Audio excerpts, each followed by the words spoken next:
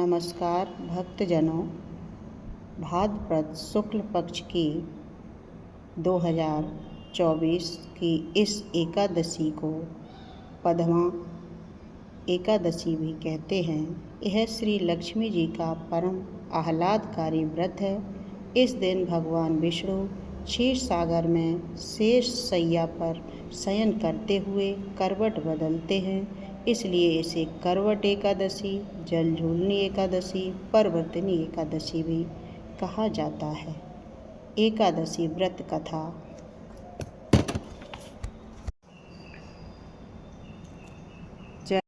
एकादशी कथा प्रारंभ। युधिष्ठिर ने पूछा, हे केशव, भाद्रपद मास के शुक्ल पक्ष में जो एकादशी होती है उसका क्या नाम है, कौन देवता हैं और कैसी विधि है, यह बताइए।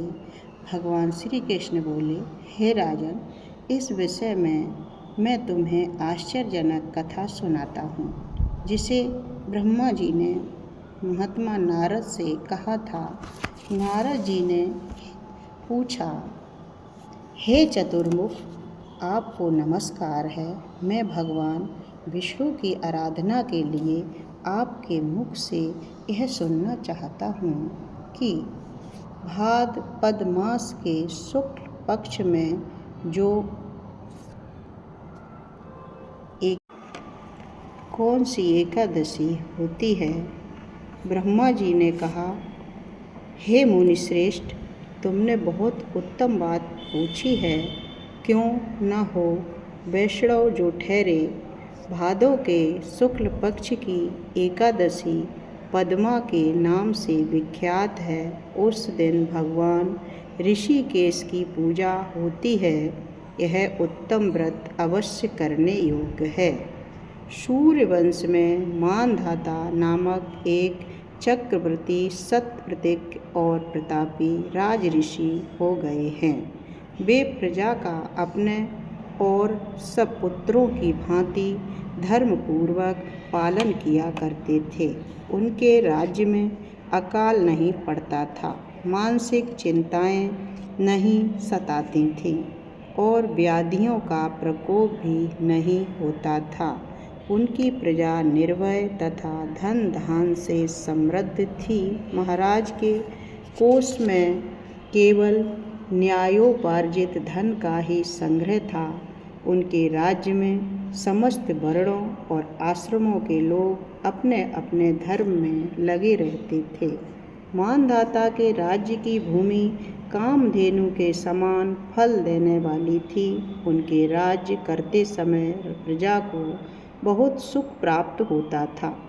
एक समय किसी कर्म का फल भोग प्राप्त होने पर राजा के राज्य में 3 वर्षों तक वर्षा नहीं हुई।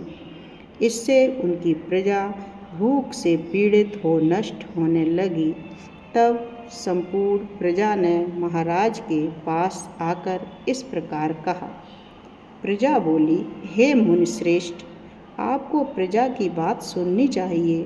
पुराणों में मनीषी पुरुषों ने जल को नारा कहा है। वह नारा ही भगवान का अयन निवास स्थान है, इसलिए वे नारायण कहलाए हैं। नारायण स्वरूप भगवान विष्णु सर्वत्र व्याप्त रूप में विराजमान हैं। वे ही मेघ स्वरूप होकर वर्षा करते हैं। वर्षा से अन्न पैदा होता है और अन्न से प्रजा जीवन धारण करती है। हे नृपश्रेष्ठ, इस समय अन्न के बिना प्रजा का नाश हो रहा है, अतः ऐसा कोई उपाय कीजिए जिससे हमारे योगक्षेम का निर्वाह हो। राजा ने कहा, आप लोगों का कथन सत्य है, क्योंकि अन्न को ब्रह्म कहा गया है। अन्न से प्राणी उत्पन्न होते हैं और अन्न से ही जगत जीवन धारण करता है। लोक में बहुधा ऐसा सुना जाता है तथा पुराणों में भी बहुत विस्तार के साथ ऐसा वर्णन है कि राजाओं के अत्याचार से प्रजा को पीड़ा होती है, किंतु जब मैं बुद्धि से विचार करता हूँ तो मुझे अपना किया हुआ कोई अपराध नहीं दिखाई देता। फिर भी मैं प्रजा का हित करने के लिए पूर्ण प्रयत्न करूँगा। ऐसा निश्चय करके राजा मांधाता गिने इन्हें व्यक्तियों को साथ ले विधाता को प्रणाम करके सघन वन की ओर चल दिए। वहाँ जाकर मुख्य मुख्य मुनियों और तपस्वियों के आश्रमों पर घूमते फिरे। एक दिन उन्हें ब्रह्मपुत्र अंगिरा ऋषि का दर्शन हुआ। उन पर दृष्टि पड़ते ही राजा हर्ष से भरकर अपने वाहन से उतर पड़े और इंद्रियों को बस में रखते हुए दोनों हाथ जोड़कर उन्होंने मुनि के चरणों में प्रणाम किया। मुनि ने भी स्वस्थ कहकर राजा का अभिनंदन किया और उनके राज्य के सातों अंगों की कुशल पूछी। राजा ने अपनी कुशल बताकर मुनि के स्वास्थ्य का समाचार पूछा। मुनि ने राजा को आसन और अर्घ्य दिया। उन्हें ग्रहण करके जब वे मुनि के समीप बैठे तो उन्होंने इनके आगमन का कारण पूछा। तब राजा ने कहा, हे भगवान, मैं धर्मानुकूल प्रणाली से पृथ्वी का पालन कर रहा था, फिर भी मेरे राज्य में वर्षा का अभाव हो गया। इसका क्या कारण है, इस बात को मैं नहीं जानता। ऋषि बोले, हे राजन, यह सब युगों में उत्तम सतयुग है, जिसमें सब लोग परमात्मा के चिंतन में लगे रहते हैं तथा इस धर्म समय अपने चारों चरणों से युक्त होता है। इस युग में केवल ब्राह्मण ही तपस्वी होते हैं, दूसरे लोग नहीं। किंतु हे महाराज, तुम्हारे राज्य में यह शूद्र तपस्या करता है, इसी कारण मेघ पानी नहीं बरसाते। तुम इसके प्रतिकार का यत्न करो, जिससे यह अनावृष्टि का दोष शांत हो जाए। राजा ने कहा, हे मुनिवर, एक तो यह तपस्या में लगा है, दूसरे निरपराध है, अतः मैं इसका अनिष्ट नहीं करूँगा। आप उक्त दोष को शांत करने वाले किसी धर्म का उपदेश दीजिए। ऋषि बोले, हे राजन, यदि ऐसी बात है तो एकादशी का व्रत करो। भाद्रपद मास के शुक्ल पक्ष में जो पद्मा नाम से विख्यात एकादशी होती है, उसके व्रत के प्रभाव से निश्चित ही उत्तम वृष्टि होगी। हे नरेश, तुम अपनी प्रजा और परिजनों के साथ इसका व्रत करो। ऋषि का यह वचन सुनकर राजा अपने घर लौट आए।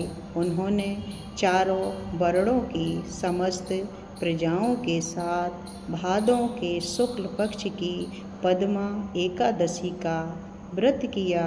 इस प्रकार व्रत करने पर मेघ पानी बरसाने लगे।